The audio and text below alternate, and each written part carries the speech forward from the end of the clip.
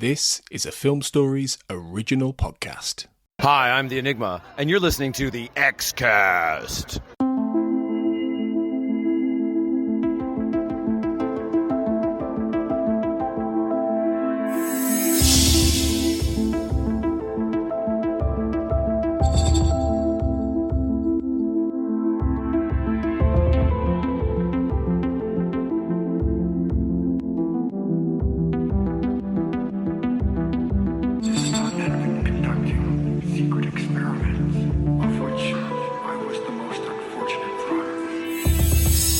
Hello everyone and welcome back to the X-Cast, but truth is in here. I'm Carl Sweeney, sitting in for Tony Black once again, and I'm delighted today to be talking about the highly distinctive Season 2 X-Files episode, Humbug. And I'm delighted to be joined by none other than Tanya Hernandez. Hello Tanya. Hello and welcome. Thank you again for having me on. I was looking forward to it. Yes, my pleasure. Now, longer-term listeners of the X-Cast will remember Tanya from the sort of earliest days of the podcast. You were on the very first full-length episode, I believe. Yes, talking about, I attended the, here in New York City, the New York Comic Con, where they premiered the first episode of the mini-season. I got to attend that, so I got to talk to Tony about my experience with it and stuff like that.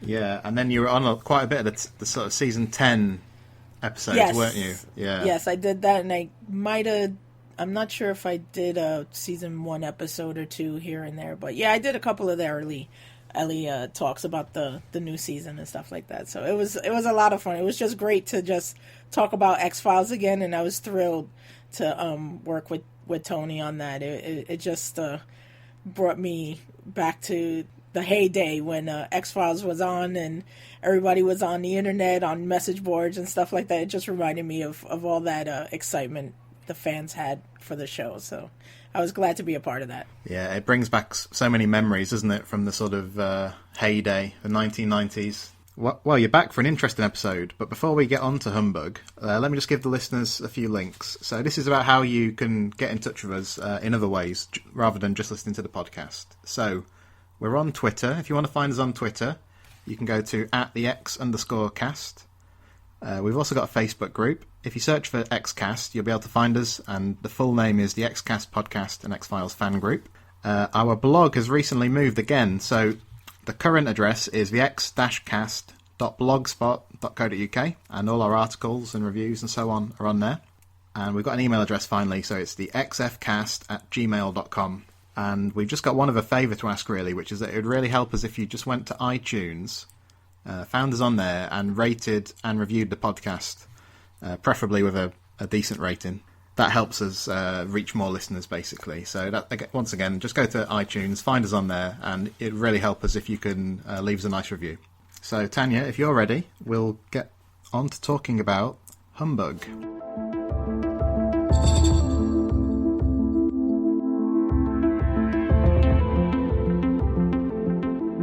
Alright, so Humbug is the 20th episode of Season 2 of The X-Files. It originally aired for the first time on March the 31st, 1995. It was written by Darren Morgan and directed by Kim Manners. And the plot sees Mulder and Scully travel to a small town in Florida, inhabited by sideshow performers, to search for a killer. What happened to him? Nothing you can ascertain from that photograph. The victim suffered from ichthyosis, a congenital skin disease characterized by the shedding of the epidermis in the form of scales. This shows the entry wound of the undetermined weapon. There were no other injuries inflicted upon the body. No internal organs were removed and or cannibalized, and there's no signs of any sexual molestation either. It's 48 attacks over the last 28 years, occurring in every state in the continental U.S. almost, the first in Oregon, the last 5 in Florida. The victims range from all different age groups, races, both male and female. The mutilations appear so motiveless that one would suspect some form of ritual, yet they adhere to no known cult. And a lone serial killer would have been expected to escalate the level of violence of his attacks over such an extended period of time. So what do you think, Scully? What are your initial thoughts? Imagine going through your whole life looking like this. Okay, Tanya, so Humbug, marks out of 10. How good an episode of The X-Files is this? Out of 10, so it's definitely one of my favorites, and it's I mean, I think for any X-Filer, it's a must-watch episode. This is, I guess, what you would consider the first comedic, comedy-focused episode. Out of 10, oh man, 8.59? 8.59. Yeah. Yep. I think I would rate it that pretty high. I mean, I could watch it over and over again and still, like, laugh out, LOL in real life. You know what I mean? I mean, I was watching it as I was watching it again to refresh myself. It's just so great to just see, like, the humor, like the subtle, dry humor and some of the, like, the visual cues in it that they're just so funny. Like, it's such a great, well put together episode. I can't gush enough about it. Yeah, I'd agree with pretty much all of what you said there. I'd give it an 8 out of 10. That's my rating. And maybe in a minute we'll come on to talk about how this sort of ranks in the Darren Morgan canon. I mean, he was only responsible for a few episodes, and I'll be interested to hear where you think this rates among those. Yeah, I agree with what you say. Very funny. Lots of great moments, and hopefully we'll talk about them all during the course of this podcast. The only slight thing I would say about it, not really a criticism, but I don't really find the murder storyline that interesting in and of itself. Do you know what I mean? I mean, I think the great stuff is the humour, all the sorts the characters we meet. But if I compare it to some of his other episodes, the murder itself doesn't grab me that much. Do you know what I mean? Yeah, I mean, I wouldn't see why the FBI would, even in an X-Files capacity, want to waste its resources on a case like this. Like I said, even for an X-File. Yeah. But I guess because Mulder is Mulder and he just has to be the weirdo of the two, he it's like, let's just annoy Scully some more and drag her off. So this, it's not an extraordinary, like, type of murder like they've investigated in other episodes, but yeah, I could see why that doesn't make it a, definitely a 10. I could see why it's a 8. I could see why you would say that. Well, I think it might be a good time to, before we get into it in detail, let's just bring up the subject of Darren Morgan, because a lot of people listening will be familiar with him, but maybe not everybody will. So let's just give a bit of background about him. He's obviously the brother of Glenn Morgan, another writer on the X-Files. So far in the X-Cast, we've looked at a couple of episodes that Darren Morgan has had a bit of a part in. The first one was the host, and he, of course, played the Fluke Man. Yep, that's right. And then the very next episode, he has a credit on Blood. It says story by Darren Morgan, I think. Okay. Whether or not he had much to do with it is a bit of a matter for debate, I believe. That's the vampire one? No, it's the one with like the electronic devices that have... Oh, right, that make you triggered and start killing people. Right. Yeah, I don't believe he wrote it, but he had... either he came up with the idea or he did something that justified getting a credit on it. Anyway. Okay. Yeah. Okay. Then this is the first one he writes, and we're going to talk about that obviously in depth. And then after this one, he goes on to write Clyde Bruckman's Final Repose. Oh, which is another classic. Yeah, that is a great episode, I believe, yeah. He writes War of the Coprophages. Okay, another one. A.k.a. the Cockroach episode. Episode, yeah. Yeah. Bambi. Her name is Bambi? Her name is Bambi, yeah, that's right. His final Season 3 episode was Jose Chung's From Outer Space. When it comes to the significant, humorous episodes, like, he just knocks it out of... Like, those are just, like, home run after home run after home run when it comes to, like, X-Files top episodes that you always want to watch. Yeah.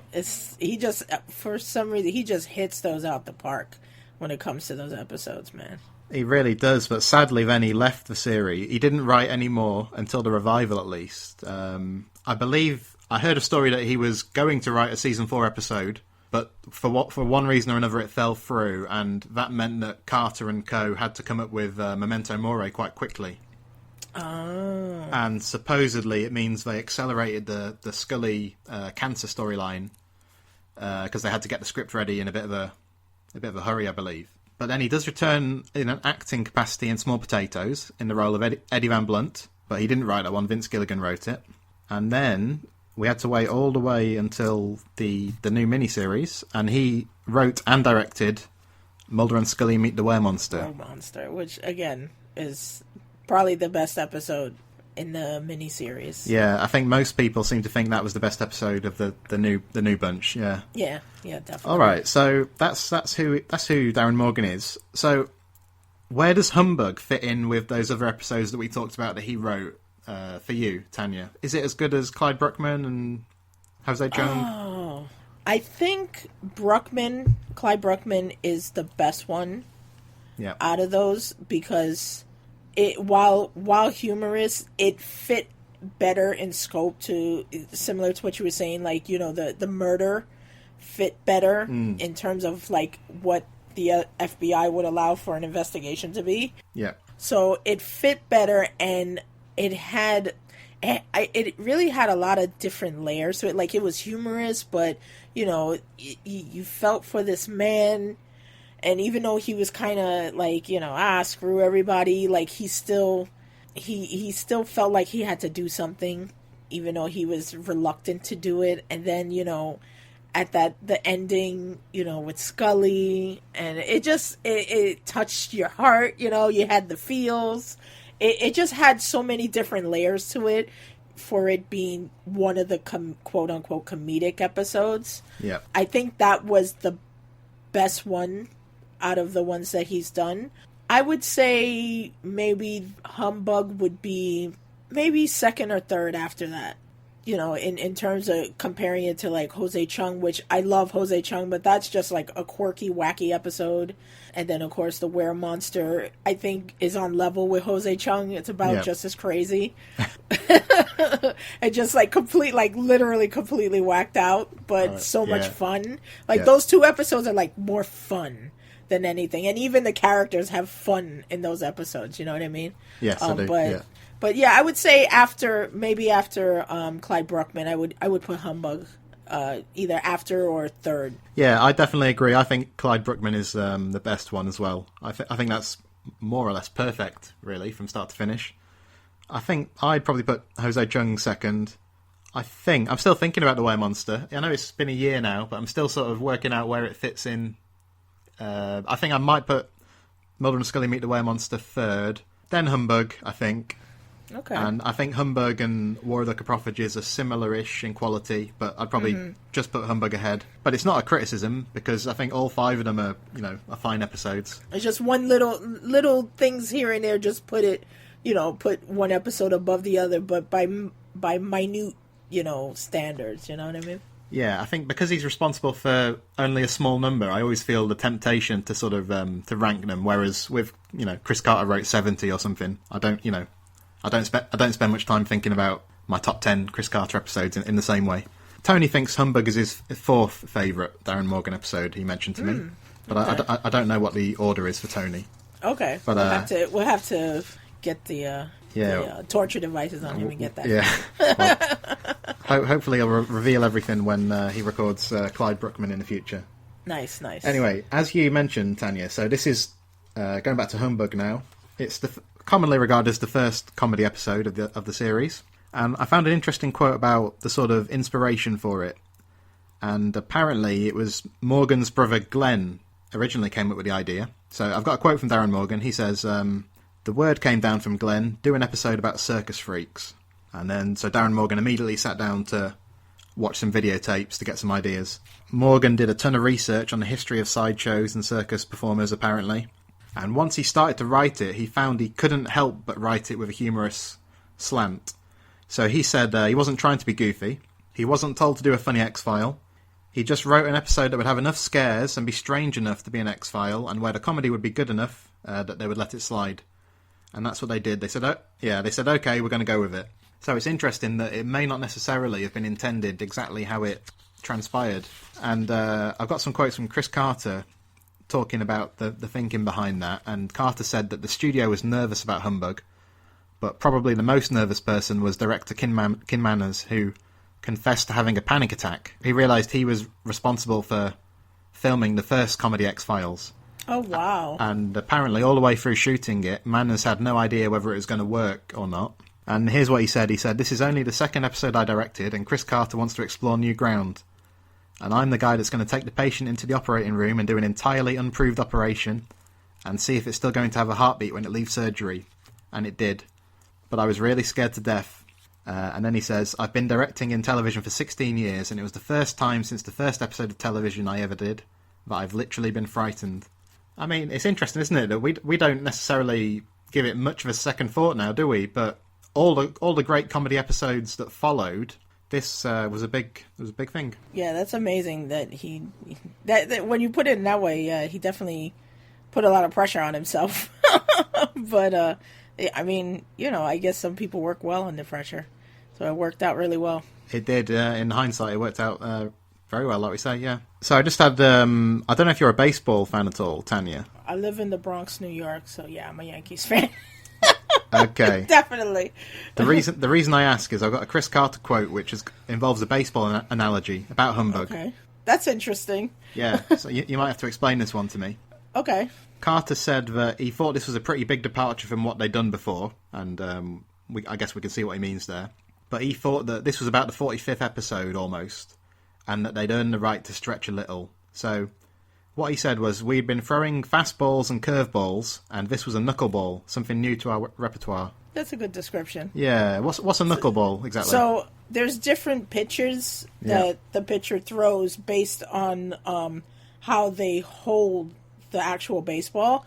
So a knuckleballer, usually what they do is they dig their index and middle finger into the top of the baseball and then kind of grip it on the top, where your nail is, and it ends up when they throw it, the throw is completely crazy. It throws batters off all the time. So I could see that's a good analogy that you've been throwing your usual stuff, things that you expect, and then when a knuckleballer comes into a game and they start throwing, it just throws everybody off, and you don't expect it, basically. So it's a pretty cool analogy. That's a pretty good analogy. Yeah, that sounds pretty appropriate, doesn't it? Yeah, definitely.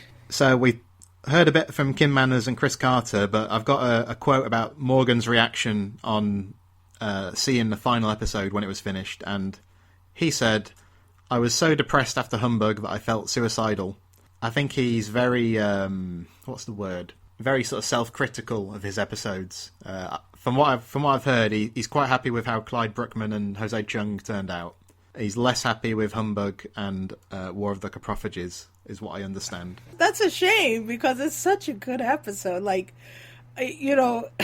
Especially the scene at the end where Dr. Blockhead is explaining how the world is changing, and the scene where he's you'll be able to genetically pick what you want, and you end up looking like him, and then when you see Mulder standing there with his arms to the side and his foot up, looking like Superman, it's such a funny scene, and it's such a great line.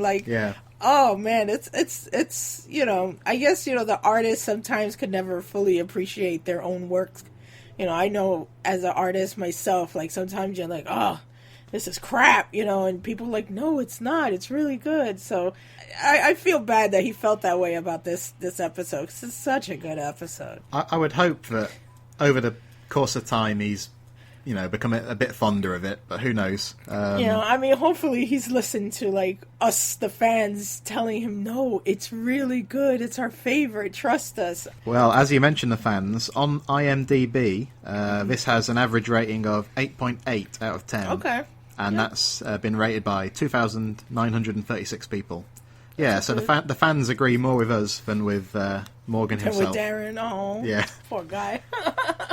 IMDb does tend to be a bit high, but of the season 2 episodes, only Colony, Endgame, and Anasazi have got a higher rating than this one, and Dwayne Barry and Ascension have the same rating, 8.8 out of 10. So the fans basically think it's up there with the best from this second season. It's the truth. It's not even just blowing smoke. It's really one of the episodes you think of when you think of your favorite episodes, or when you're on flipping through channels on TV and you see it on, you're oh, I gotta stop and watch this episode. You know what I mean? Yeah. Now, Tanya, you mentioned you had a bit of a story related to this episode. I do. Do you want to tell us? Yes, so when Tony messaged me and asked me would I be interested in, doing another episode and doing Humbug, I was like, oh yeah, absolutely. So this past Monday in preparation, I was like, okay, I'm going to sit down and I'm going to watch Humbug.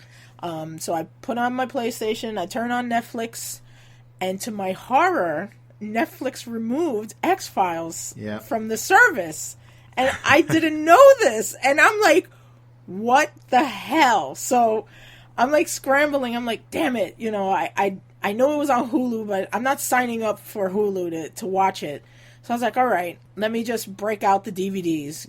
I have the original DVD sets. So I pull out my DVD and I put it into my system and I'm watching it, and it was nostalgic to see it in 4:3 again. Yep. But I was like, I've been spoiled by the HD.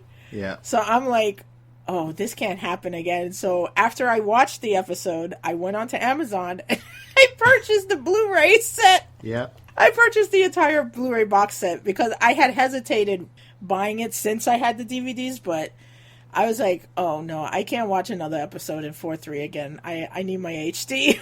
So, and today I actually just received it about like 2 hours ago, and I actually recorded an unboxing that I have to edit and put on YouTube. Yeah. So, thank you, Tony, and thank you, Humbug, for pushing me to buy the box set, as any crazy X-Files fan would do.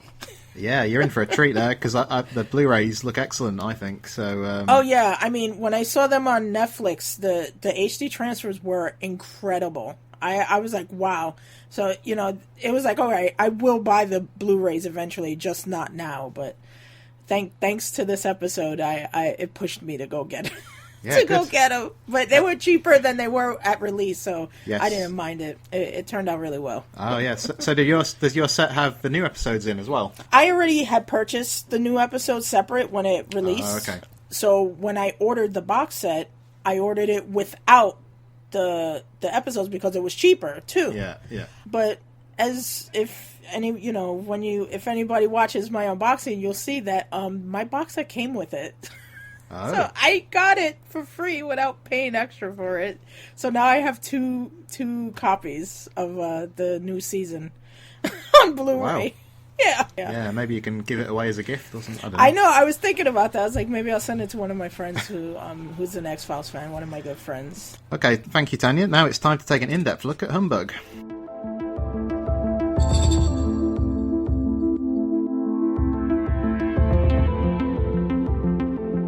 Okay, so it starts off quite effectively, I think, because the opening sequence sort of straight away it sort of misdirects you, doesn't it? Because as a viewer, watching it for the first time, you very quickly assume that the guy is going to attack the kids in the pool, don't you? Yeah.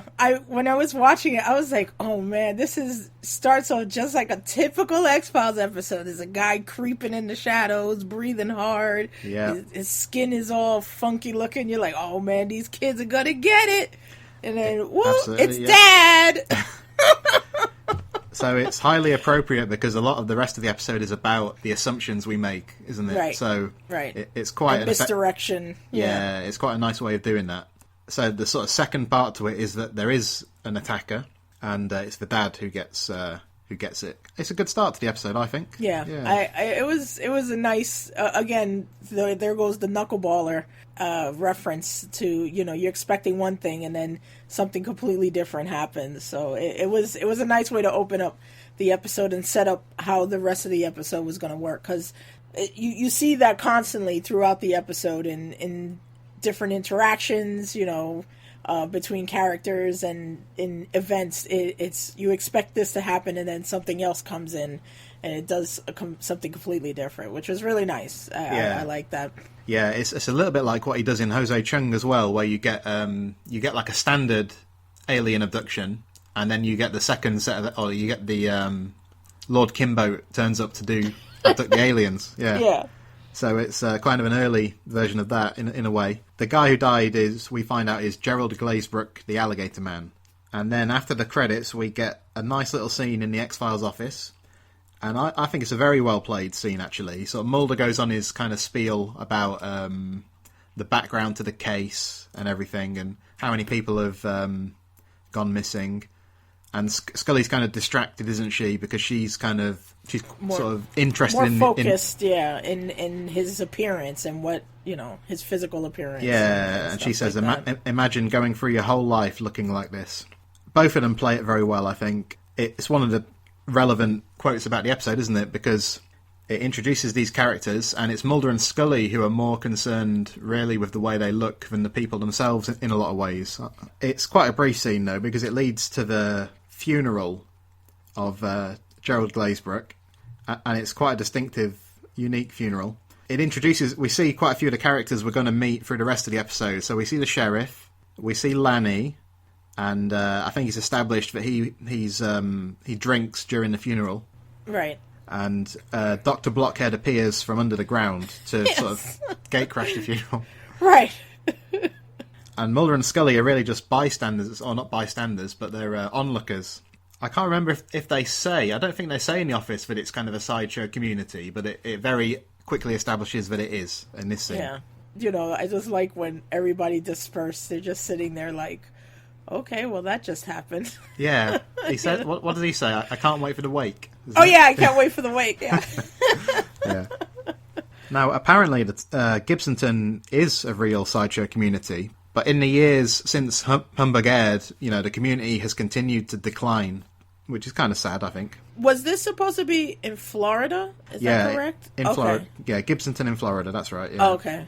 They had a bit of trouble filming this funeral scene, apparently. So Kim Manners said it was a Monday morning, and it had snowed over the weekend before. So they arrived, and the ground was thick with snow. Oh, my God. And they had guys with, blowtorches going around melting all the snow, and they brought in a truck, like a water truck, to wash everything away, and then a steam truck to finish preparing. So they had a bit of a rough start to the week, it sounds like. That's hilarious that they had to create Florida. Well, they didn't put palm trees or anything, but they had to create someplace not frozen south where it's warm in like a day or so. Oh, that's crazy. I can't believe, like, just a side note, like how long the show lasted in Vancouver for so long, considering like some of these like weather problems that would create issues with the script if it took place anywhere not cold, you know what I mean? Or not indoors. Yeah, well, you definitely see when they get to LA in season 6, they immediately start doing episodes in deserts and right, you know what I mean? Right. Like, finally. Yeah. And, stuff like the Rain King. Or where you see the actual palm trees. Yeah, and you see the ocean, Yeah. I watched it on the Blu-ray as well, and I didn't see any sign of snow, so they did a pretty good job of, getting rid of it all. Yeah. Definitely. Then they head to the diner to have a chat with the sheriff, and this is where Mulder develops his theory that the Fiji mermaid might be involved, because he sees it on the menu. And they later go to see the funhouse operator, Hepcat Helm, and he also leads Mulder on to think that the Fiji mermaid might have some involvement with this. Right. It's a house of terror. Yes, a tabernacle of terror. Tabernacle of terror, yeah. So I suppose you can see that the Fiji mermaid is kind of in the realm of the stuff the X-Files usually does, but that sort of gets dropped fairly quickly. Yeah. When, of course, Scully starts looking at the hard evidence. At the hard evidence, yes. So then they check into the trailer court, and they meet Mr. Nutt, who's the manager of the trailer court. Now, I'm not sure if you're a Twin Peaks fan at all. Yes, Tanya. yes, they both worked in Twin Peaks. Yes, I always tend to notice those little things like, oh wait, they work together in Twin Peaks. That's so cool. Yeah, that's really nice association, and the fact that it's coming out again on Showtime. Yeah. Side note: have you seen the picture of David and his character again, and Denise? I have seen the picture. Yeah. Oh man, it's so good. I'm looking forward to that. Yeah. So as we record this, Twin Peaks is about 6 weeks away from returning. Yeah, something like that. Yep. Yeah. By the time people hear this, it'll be even closer, and I can't wait to see what they come up with. Basically, it could go brilliantly, or it could go really bad. Yeah, I don't know which way it's going to go. But if anyone has seen Twin Peaks, this guy, Mr. Nutt, is the character here. The actor is Michael J. Anderson, and he plays, I believe his character is called the Man from Another Place. in Twin Peaks, and it's He very always talks backwards. And, he's in some very memorable sequences in the Red Room in Yes. Twin Peaks. And they have a really funny discussion here about reducing people to stereotypes. Mr. Nutt is saying that Mulder has assumed that, or he asks him about, that he was a carnival performer. yeah, have you done much circus work in your life? Right. And he goes on a whole sort of diatribe about how basically Mulder's taken one look at him and reduced him to a stereotype. And he sort of profiles Mulder, doesn't he? And he talks about like his unimaginative necktie design and various things. Right. And he deduces that he's an FBI agent. And I think this is one of the highlights of the episode, this scene. Yeah. Such a great interaction. And he's like, but I am an FBI agent. Yeah. Well, so good. Yeah, and he gets his badge out, doesn't he? Yeah. Apparently this scene was even longer originally, but they had to cut the end off, or they decided to cut the end off. So Darren Morgan said that there was a gag David Duchovny came up with on the set. So the manager goes for his big long spiel about making judgments based on people's appearances. Mulder says he is an FBI agent and shows his badge. And then what should have happened is this. So the manager says, "Sign here, please," and you see a close-up of a hand ringing a bell. When they shot it, the manager turns to Scully and says, "Are you an FBI agent as well?" Scully nods, and then Mr. Nutt says, "But you're a woman." And then Gillian reacts as if to say, "What? I'm going to kill you." Right.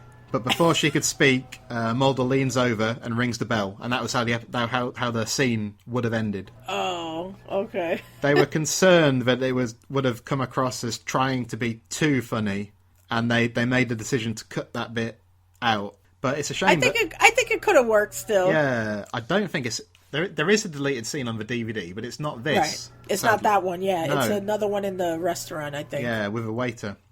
Or waitress. And it's a shame that we didn't get to see this bit, but hey, apparently it exists. What's also funny is that the very next scene is Lanny is carrying their baggage to the room, and the first thing Mulder says is, "Have you done much circus work in your life?" Despite the whole conversation the whole thing before. that he had, yeah. He's still being an ass, basically. Yeah, basically, yeah.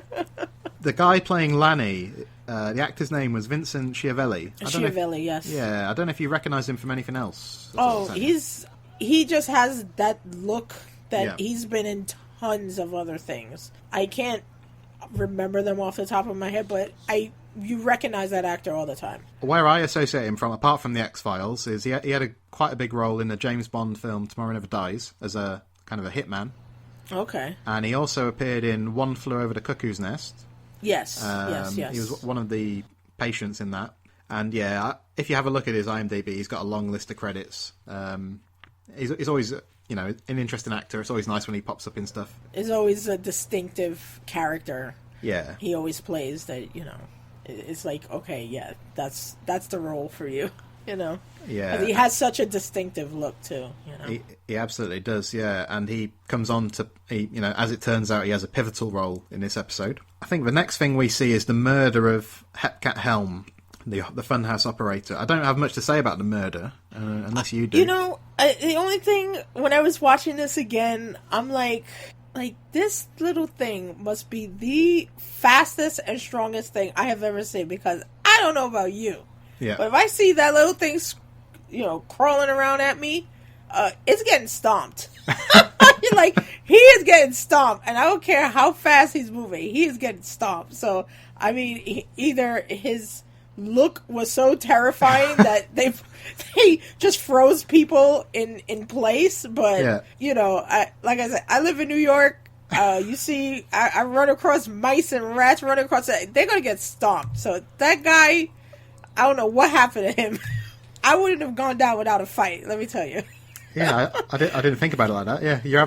That's the only, the one big caveat about the episode is, again, to go along with your point about the murders and stuff not being that significant. That thing wasn't very big, and I don't understand how he's taken out. I can understand the one in the pool, okay, but that scene, dude, you got knives and hammers and chisels in your workshop. You telling me you couldn't take one of those objects and throw it at this thing and smack him really good as he's leaping at you like a flying squirrel or something? Like Yeah. that was the one thing I will say, like, was a bit like beyond Stretching belief. disbelief. Yeah. It's like that little thing was way too small to be taking out these big grown people, you know. Especially like Definitely. fully in, like, he wasn't drunk and he wasn't asleep. No, he was that's fully right, yeah. awake.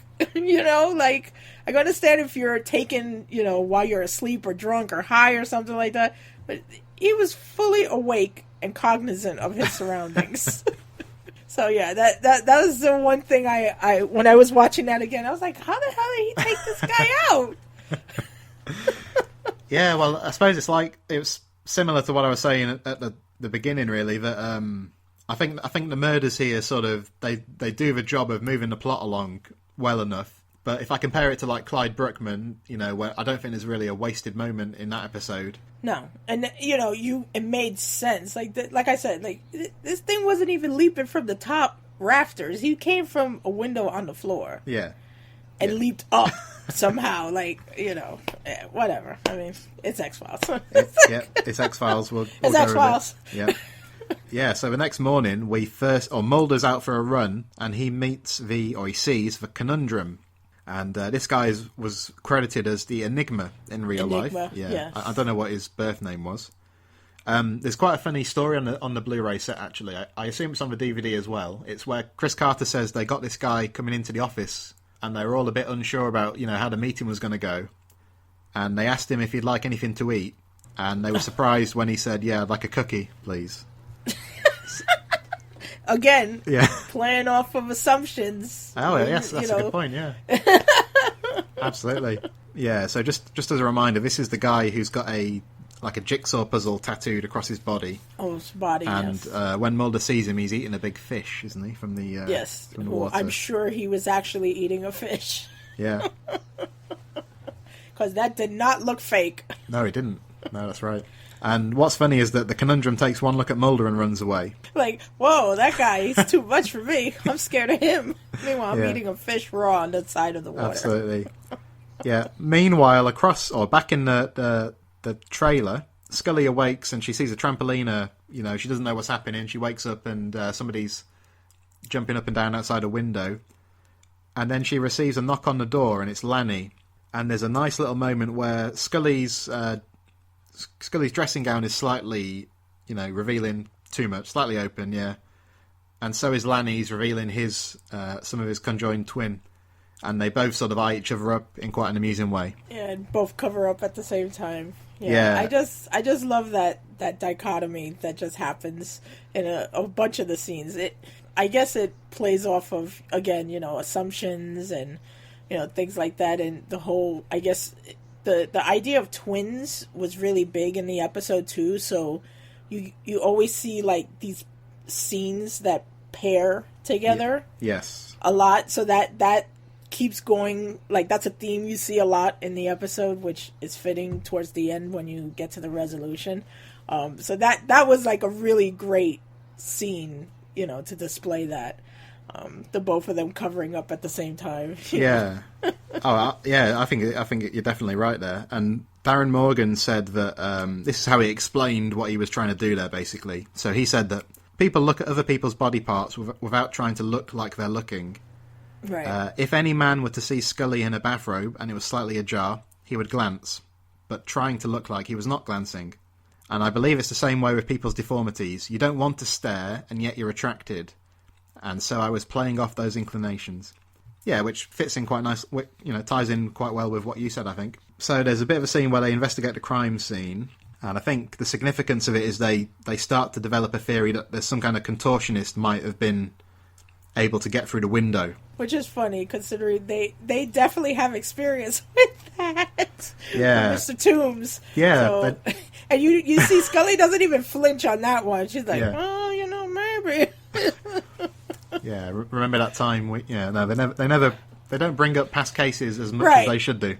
Definitely. But you see, like, she doesn't have a reaction to the thoughts completely. You know what I mean? Yeah, no, interestingly, I think in the episode Soft Light, there's some kind of aspect of that crime scene that reminds them of Tombs, and they refer back to it there. But here they don't. But they come across Dr. Blockhead.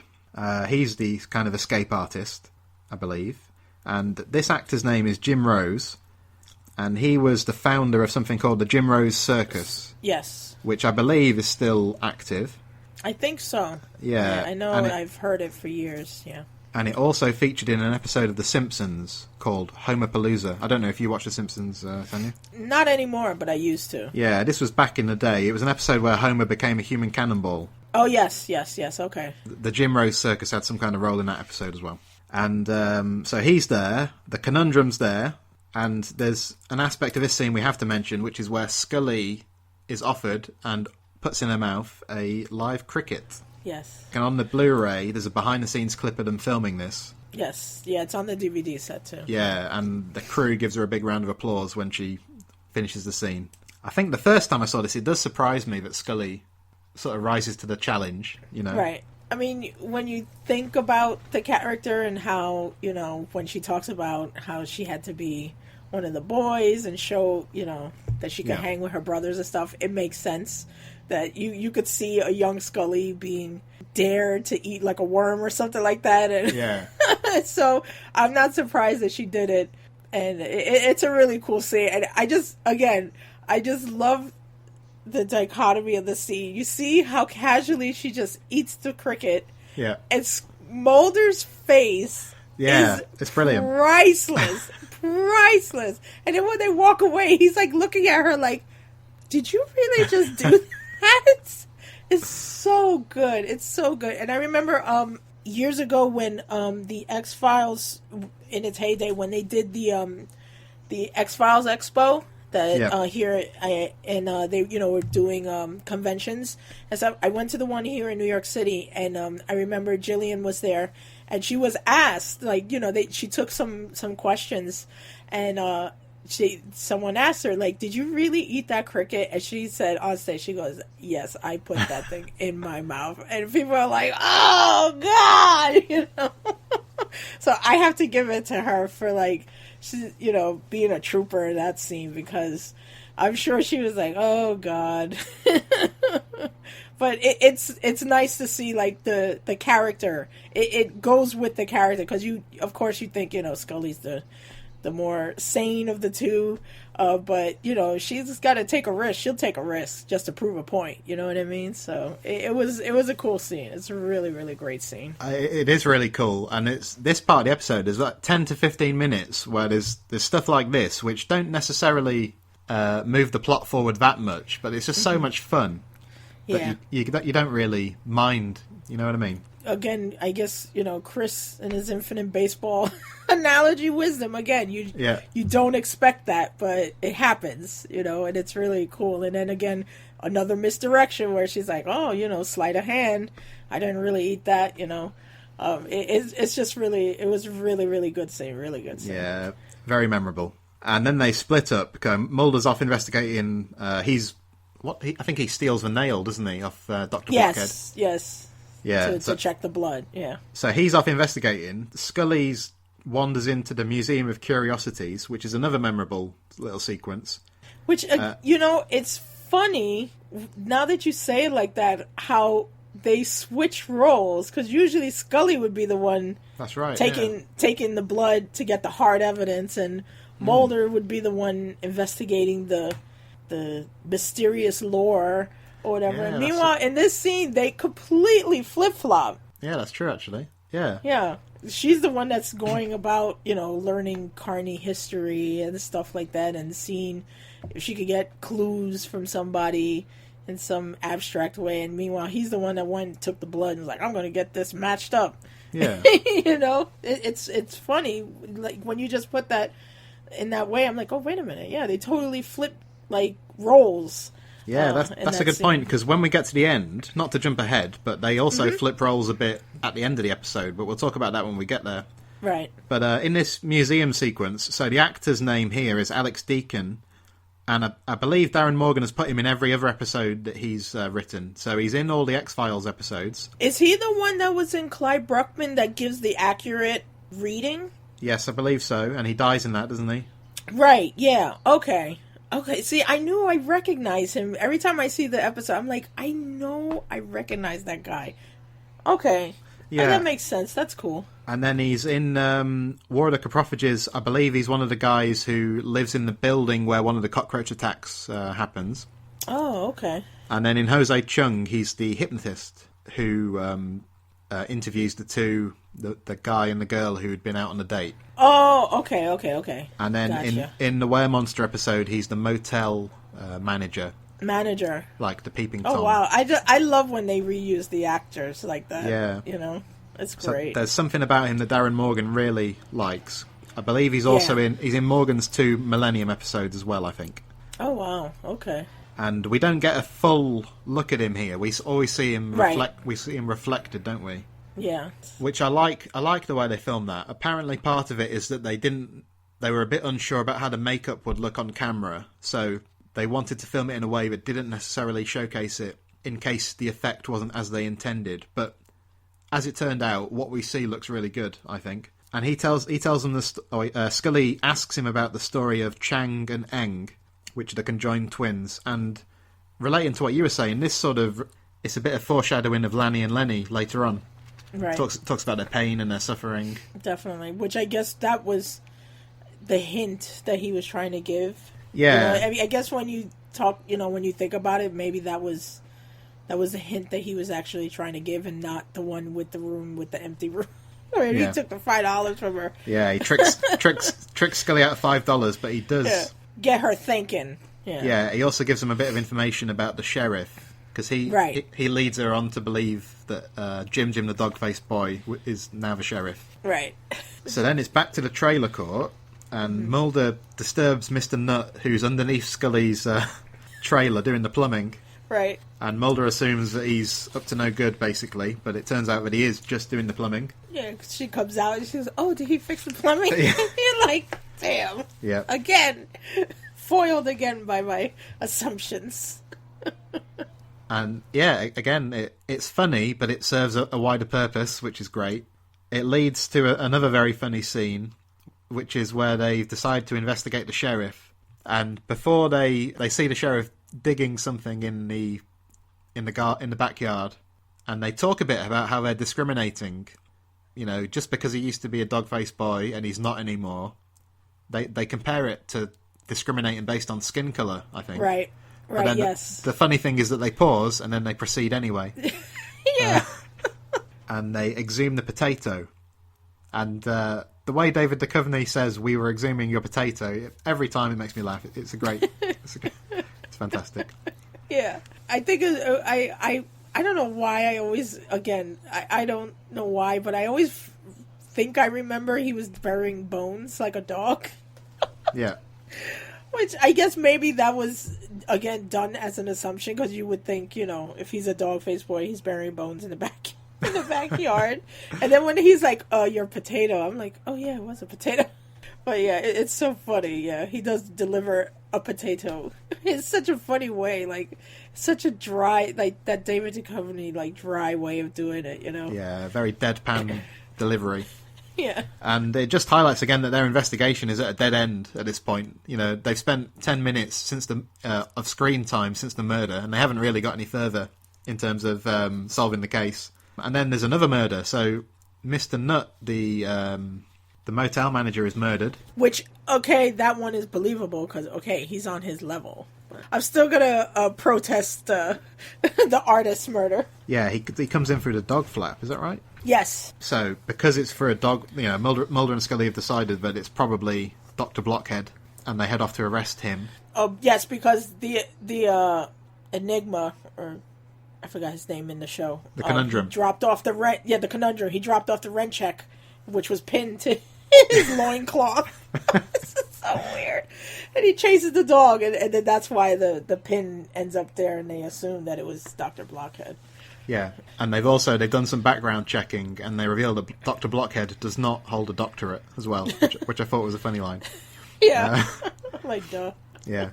And the sheriff detains Lanny, he's kind of upset, isn't he? He's been drinking, and he's upset at the murder. So Mulder and Scully have gone to arrest Dr. Blockhead, and Lanny's been taken into custody for his own good.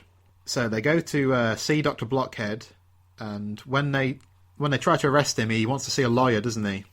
And Yeah. he says, "Who's your lawyer?" And he represents himself. Yeah. That's kind of a classic Darren Morgan. You know, he sets up a punchline and then he sort of subverts it. Right. I think it always works. He tries to escape, doesn't he? Mulder falls on a bed of nails, which he says is more comfortable than a futon.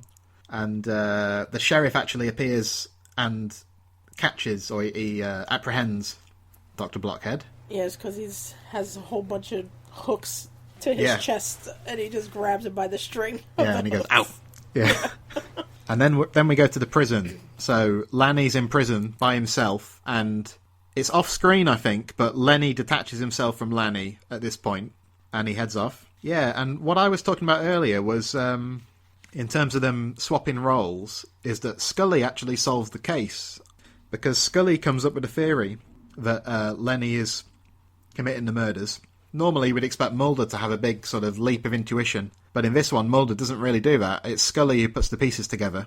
And in a few of the Darren Morgan episodes, Scully has much more of an active role in solving the case than is usual. So he's quite good in that respect, I think. He gives Scully a lot to do. Not only that, but also, like, again, changes the role where she's less of, I don't want to say less of the skeptic, but she's more apt to listening to the impossible and somehow working it into solving whatever case they have, you know what I mean? Yeah. I mean, the same thing with, like, Clyde Bruckman, you know. Eventually she, like, figures out, you know, or at least believes in what happened, you know, with his ability by the end, sadly, you know. So, he does a good job of, like, I guess, the curveball. Yeah. That should be the theme of this episode, the curveball. The curveball episode. You know, just, you know, what you expect from her, but, you know, she does what you wouldn't expect, you know. And it just fleshes out her character even more. It makes her not so, you know, one-dimensional. You know? Yeah, he always writes Scully in a very interesting way, and he always pokes fun at Mulder. And we'll talk a bit more about that when we get to that scene. That scene you've already described, where he with Mulder's pose. Right. But back in the prison, then, so Lanny, has a bit of an emotional scene where he talks about, you know, what it's been like for him and how could he turn his brother in without turning himself in. In the middle of this very humorous episode, it's quite a moving moment, I think. Yeah. It's sad. It You is know, it's sad. kind of sad. You feel bad for him. Like, you see why he's, you know, drinking, and then you think, oh boy, what, like, you don't even want to arrest the guy. Like, how do you, it's not his fault, you know, he couldn't help it. And, you know, he's heartbroken. And then, again, it relates back to the story of Chang and Aang, of one dying and then the other one knowing that a part of him is dead, that he can't do anything but follow, and living with that, and how terrifying that is. You know, and that's why he died of fright, you know, according to the lore. Yeah, and Kim Manners actually talked a bit about what they were going for with this scene. So he said that they wanted to play it for real compassion and sympathy and make it an honest, heartfelt moment. And I think it succeeds in that. Mm-hmm. And Manners said that it made me feel good that in the middle of this carnival of fun, we could give the audience a scene where there was a guy who was really dying of alcoholism, and we showed his pain about his twin brother that he had taken care of and done everything for. He had nothing in his life because of this brother. And that scene paid off. I felt really good about it. Yeah, and I'd agree that they succeeded with that, definitely. When you think about it, too, maybe Lenny was trying not... You know, Lenny knew that his brother, who was hosting him, was dying, and he didn't want to die. So that's why he, like, detached himself. Unlike Chang and Aang, he was able to detach himself and try to find someone else to live with. You know what I mean? Yeah. Not that he didn't love his brother. Yeah. But, you know, then you think about that, like, oh, he's just trying to live, because if he stays connected to this guy, he's going to die with him, you know? And then you're like, oh, man, now you don't feel bad for this super strong mutant thing that just leaps out of nowhere and attacks people, you know? It's funny how, like, the episode ends up making you think of it in that way after you've gone through all this silliness and, you know, fun humor and stuff like that. And then when you get to that part, it's like, oh wow, it's pretty sad. Yeah, it's pretty powerful. Yeah. Although, to go back to what you said earlier about how fast Lenny is, you know, he's had quite a while to get away, but still, when Scully looks out of the prison window, you know, he's not that far away. Right. And, yeah, so they chase him to the fun house, the Tabernacle of Terror. Terror, yes. And, again, this is another example of, I think this scene works pretty good, pretty well. But Darren Morgan wasn't happy with how the funhouse sequence turned out, because he was inspired by a Charlie Chaplin film called The Circus, which it is a good film. I could recommend that to anyone who likes silent films. And he brought a videotape of that film to him to show to Kim Manners and the art department. But in the end, the scene ended up a lot shorter and simpler than what Morgan had hoped for, because they had to film it late at night, and they'd been working for 15 hours already. So Kim Manners said he didn't have enough time to shoot it. He basically rushed through getting all the shots that they needed in about 45 minutes, whereas Morgan had envisaged, I think, that they'd spend a lot of time getting it just right. But Manners sort of says that, you know, that's the way TV works sometimes. Sometimes you just got to take what you can get. I thought the scene was great. Yeah, I think so too. It almost reminded me too a little bit of the scene from Enter the Dragon at the end. Oh, yes, yeah. You know, the mirror room and stuff like that. So that definitely reminded me a little. The only criticism I would give to the scene is the puppet.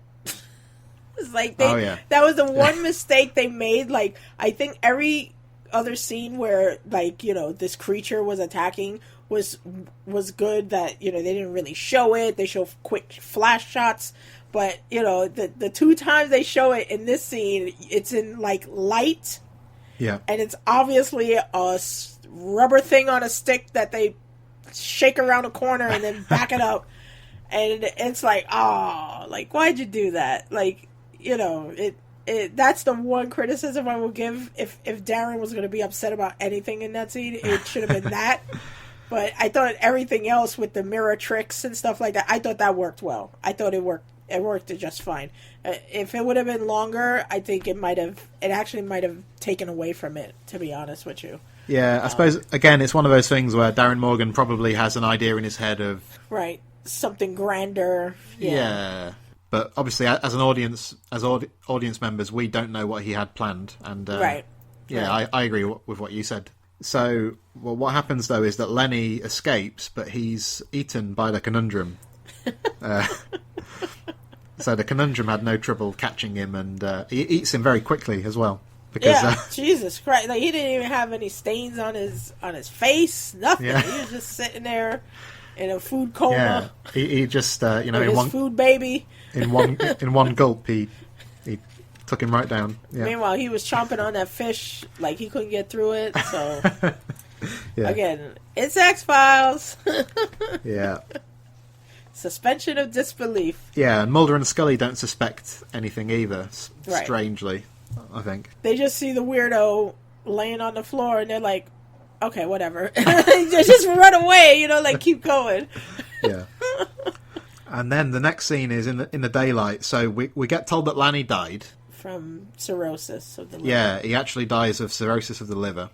And then we're on to the part that you talked about, where Blockhead's got a very nice or very very interesting sort of monologue about the eradication of normality and how things are going to look in the future, and that, you know, the way society's going, that there won't be the same tolerance for deviations from the norm, is what he's talking about, isn't it? And he says in the future everybody's going to look like that, and he points to Mulder, and Mulder's just got the most incredible sort of it's like posture. The wind is blowing, he's got his hands on his hips, the trench coat is behind him, he got one foot up on a step. It's just a fantastic scene. Like, what a cutaway. Like, it's every time I see it, similar to how you have a reaction to the potato line. Yeah. Every time I see that scene, I crack up laughing because it is just perfect. It is, yeah. He's like, it'll look just like him. And then it's like, it's what a great scene. That is like my favorite scene in the episode. Definitely. Definitely hands and down. it's a recurring theme of Darren Morgan's that Mulder is presented as being a bit more ridiculous in his episodes than some of the other writers. So if you think about another example would be in Jose Chung's From Outer Space, where Yes. you get the Mulder yelp scene. Yes! Yes! Yeah, again, that's one of those that I can't watch the scene with the yelp and not laugh. It's just Yes. I know exactly when it's coming. I know exactly what it's going to sound like. But And you've just seen kinda, it a million times, and Yeah. every time you just crack up. It is just- so fantastic. It just creeps up on me. Yeah, I don't know. What Morgan said was he doesn't mind making fun of Mulder because he's presented as the seeker of the truth. And Morgan says that, to me, such people are always a bit ridiculous. And he takes every opportunity he can to sort of skewer Mulder a bit. I think it's very funny. What is it now? We're 22 years on from Humbug, and what do you? How is Dr. Blockhead's prediction? Pretty accurate. Yeah, I mean, this was in what 1990 what 1995. 95 this episode, Yeah. and I mean that scene itself, just that scene alone is just so significant and is so relevant to now. It's amazing that it was written so long ago and like it still holds like true to today, and I just am always amazed by writers how they can write these things that just they just have that ability to just tap into something that is just so relatable ages and ages from the day they wrote it, and it doesn't change. And that's why I could still find it so humorous now, like, and so true, because it even works today. Yeah, because if you look back at some of the first and second season episodes, not all of them have aged in the same respect very well. I'm thinking of stuff like Excelsis Day, for example, and maybe something like Shapes, where this episode, by contrast, seems kind of ahead of the curve, doesn't it? Like you say. Whereas if you went back to Excelsis Day and you look at the way it sort of talks about the Asian orderly, for example, I mean, you make allowances for the fact it was 20 years, but it still sort of sticks out a bit. Whereas this sort of sticks out a bit as being a bit sort of ahead of its time in a way. And then the episode ends with the conundrum is unwell, and he says that it must have been something he ate. Yeah. The first time he actually says something, then nobody thinks he actually right. talks. Yeah. Or he was even said, even Dr. Blockhead says he doesn't talk. Yeah. And then right at the end, he goes, "Oh, it must be something I ate." And then smiles, like gives that smile, like, gotcha. Yeah. So I'd like to think that after the camera stopped rolling, Mulder and Scully figured out what had happened, but who knows? Yeah, or just give it a quick thought, and then similar to how they just ignored him, just like, maybe, nah. And it's just like, he's just scurrying along. They just think he just got away. All right, so that's the end of Humbug. So, yeah, I've enjoyed talking about that, to be honest. There's definitely a lot more good than bad in this episode, isn't there? Definitely. I mean, it's one of the more like consistent scene after scene. It just works. There's no real dip, with exception to the fact that this little thing took out all these people. Yeah. But I mean, it's just a well structured episode from start to finish, and it has a lot of themes that reoccur in it. Like I said, the dichotomy, the idea of expectations of people and reality, and how you can't always the whole can't judge a book by its cover theme. Like, it just plays constantly in each scene in some way that just works really, really well, and just it just plays through perfectly in the episode. It does, yeah. And this is an interesting point in the series, isn't it? Because we've had this one, and recently we've had things like Irresistible and Colony, and well, yeah, that's the other thing too about this episode. Like, I was looking at it, and like when I was taking out the discs, and I'm like, going if you remember how the original sets were, it's like it folded out and it had all the discs in order. And I'm like looking, I'm like, oh, wait a minute, this is like all the way near the end. And I was like, holy crap, this is like one of the... So I was like, so we already went through her abduction and her near death and Scully coming back to life. And I was like, we went through all of this, and now we get, like, we're here, and, like, it's just, like, another day in the X-Files. Like that's crazy. Like, I just found it crazy that the episode is there after everything that they just went through in the beginning of this season. It's pretty incredible. And it is, yeah. And it just, like, it just doesn't, like, you wouldn't think it would be there. Like, it doesn't feel like it fits in there. But it works. You know what I mean? Like, you would think, I don't know, after all this dramatic stuff, like, you wouldn't think that this quote-unquote humorous comedic episode would work after the season that the series, like, at that point had just had. And it's just, like, a great break from all of that. And it just works so well.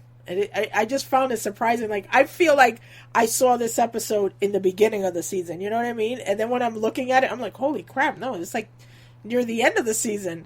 And the season that has the most episodes. Yeah, that's right. You know, it's had 25 episodes in this season. Yeah, it's the only one with 25. Most, you know, nothing else had, you know, a couple had 24. I think Chris Carter was right in that quote I said earlier, you know, 45 episodes in, roughly. You know, if they'd done this after 10 or 20, probably too soon. But at this stage, it's like, the right... It works. Yeah, for some reason it works. It was the right time to be experimenting, I think. Excellent. So that wraps up our detailed look at Humbug. 21st century genetic engineering will not only eradicate the Siamese twins and the alligator-skinned people, but you're going to be hard-pressed to find a slight overbite or not so high cheekbone. You see, I've seen the future, and the future looks just like him. Imagine going through your whole life looking like that.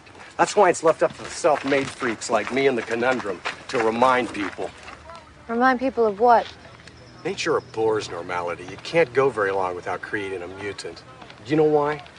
No, why? I don't either. It's a mystery.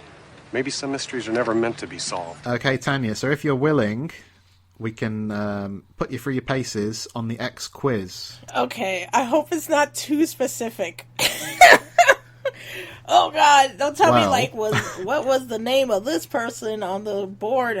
Like, oh hey, I haven't studied X-Files like that in ages, so we'll see how I do. Let's see how you do. Anybody listening, please be forgiving. Okay, Yeah. I'm old. I'm getting old. Okay, please bear that in mind. Yeah, I think there's a couple you'd be able to have a good go at.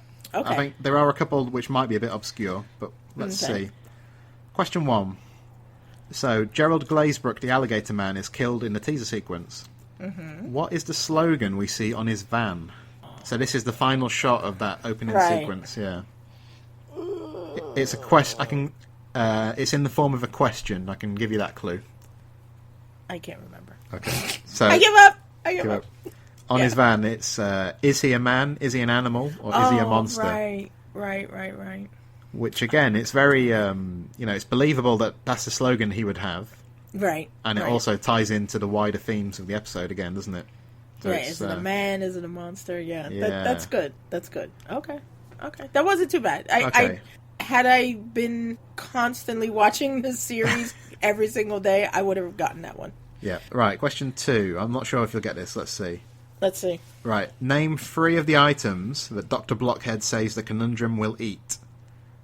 So this is when he's talking to Mulder and Scully. Light bulbs. Light bulbs is one, yeah. I know he said light bulbs. Yeah. Does he say rocks? No. I know he mentioned some other creature. He's not specific about the creature. He's quite general. I don't know if that helps. Okay. I just remember light bulbs because it's like, of course he would eat light bulbs. So the first thing he says is live animals. Live animals, okay. Then he says dead animals. Then he says light bulbs. Right. Corkscrews. Okay. Battery cables. And the final one he says is cranberries. And cranberries, that's right. All right. Yeah, I got one. Yeah, you got one. I'll give you half a mark for that. Okay. Oh, this is terrible. I'm going to lose my X-Files credentials. Yeah.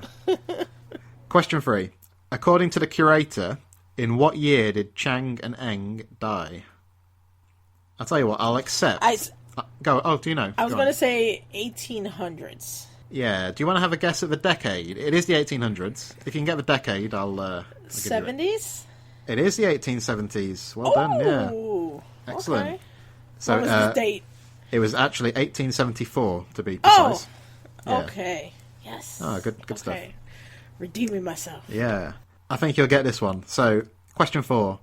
If the sheriff is correct, how do you get rid of warts? Bury the potato under the full moon.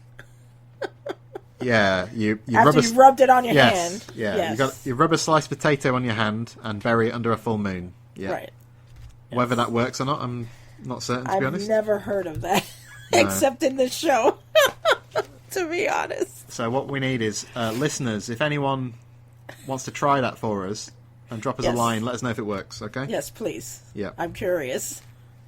I am too. All right, so that's good. So you've got 2.5 out of 4 so far. And the final question is a quote. So I'll give you the quote, and you just need to tell me who said it and generally in what context, if you can. Okay. So the quote is, "Oh, I'm doing that as we speak." Oh, when Dr. Blockhead talks about the yogi and how you could take your testicles and pull them up into your body, and Mulder tells him, "Oh, I'm doing that as we speak." Exactly. That's what it is. Oh, it's such a great line. That guy had they gave him some really good lines. Yeah. Some really, he just plays them off like, and cranberries. Like, what? Yeah, he definitely had a keen sense of timing, didn't he? It was really good. Yes, absolutely. And it played perfect against David, too. Yeah. Who again, has really great timing with his, deadpan humor and stuff. Yeah. So. They had some really good scenes, really good lines together. Yeah, I wonder what David Duchovny and Gillian Anderson, I wonder how they felt when they received this script. I wonder if it was surprise, or whether it was, they might have regarded it as a great opportunity, to sort of do something different. Yeah, I'm curious too. Curious too. Well, Tanya, you needn't have worried really, because you definitely didn't disgrace yourself on the X quiz. Yeah. Okay. Like I said, I hope you weren't going to ask me a name of somebody in the ledger, because I was like, I did not catch that. Or anything really specific, Kaiser Sosa, he was on the board. I was hoping it wasn't going to be one of those things, but thank you. Those questions were good. I like them. Yeah, 3.5 out of 5. So a very respectable score. I think. Thank you. All right, so that was the X quiz. All that's left for me to do now is to thank you, Tanya, for joining me to talk about Humbug. It's been great fun. Yes, I really enjoyed it. I'm glad I got to do another episode, and that it was this episode, which is one of my favorites. And thank you very much. I had a good time speaking with you and reminiscing. Anytime I could talk to somebody about X-Files, it's always a good time for me. So thanks again. It's always time well spent. Listeners, we'd love you to get in touch with us and let us know what you think about this episode. So you can do that, like I said at the beginning of the episode. You can get in touch with us on Twitter or on Facebook. So please feel free to do that. Tanya, are you on social media at all? Where can people find you online? Yeah, I am on Twitter at Amazon Agent. Also on YouTube, you can find me there under Amazon Agent. I have some videos up there, a lot of gameplay videos, a couple of unboxings. Like I mentioned, I just shot an unboxing of me opening up this the Blu-ray box set of X-Files, so I'm going to put that up hopefully today. And by the time you hear this, it'll definitely be up, so please check it out. And you can also catch me on Instagram at Amazon Agent as well. I've been collecting X-Files pins, so I've been putting up some sweet pins on there along with other geeky stuff that I like, so you can check me out there as well. Excellent, that sounds brilliant. Alright, so my thanks once again to Tanya Hernandez, and my thanks to you for listening. So until next time, remember, trust no one.